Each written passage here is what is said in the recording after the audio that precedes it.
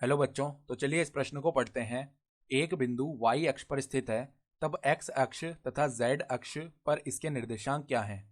तो देखो प्रश्न हमें क्या बोल रहा है कि कोई बिंदु है जो कि y अक्ष पर स्थित है, तो x अक्ष तथा z अक्ष पर इसके निर्देशांक क्या होंगे हमें बताना है।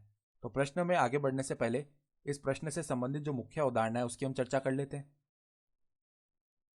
ठीक है, तो देखो मुख्य अवधारणा क्या हो जाएगी। y अक्ष पर स्थित बिंदु हेतु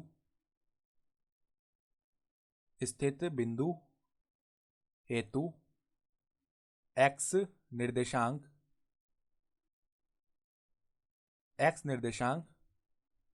व z निर्देशांक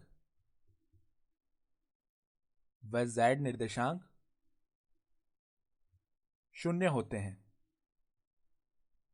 इसको देखो यहां पर हम समझने की कोशिश करते हैं। मान लेते हैं, देखो हमारे पास में ये तो है y अक्ष, ठीक है, ये हमारे पास में x अक्ष और ये हमारे पास में z अक्ष। ठीक है, इसको बोल रहे हैं हम x अक्ष, इसको बोल रहे हैं हम y अक्ष और इसको हम बोल रहे हैं z अक्ष। तो प्रश्न हमें क्या बोल रहा है कि y अक्ष पर कोई बिंदु स्थित है, तो y अक्ष पर मैं कोई बिंदु P मान लेता हूं। ठीक है, अब वो हमें क्या बोल रहा है, y अक्ष पर बिंदु स्थित है, यानी x अक्ष और z अक्ष पर उसका कोई भाग नहीं, उसका सारा का सारा भाग केवल y अक्ष पर, यह बिंदु पूरा पूरा y अक्ष पर है। ठीक है, यानी कि x अक्ष पर इसका निर्देशांक और z अक्ष पर इसका कोई निर्देशांक ही नहीं है, यानी कि x अक्ष पर जो निर्देशांक है वो 0 हो जाएगा और y अक्ष पर तो इसका निर्देशांक आएगा ही क्योंकि ये y अक्ष पर स्थित है।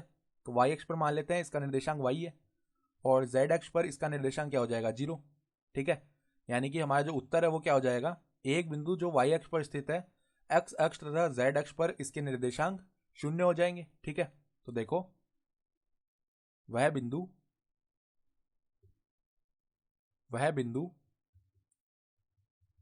जो y अक्ष पर स्थित है, जो y अक्ष पर स्थित है, उसके लिए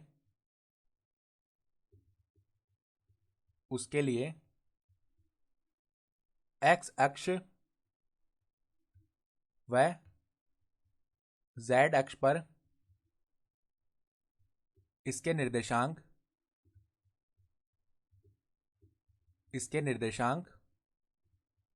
शून्य होंगे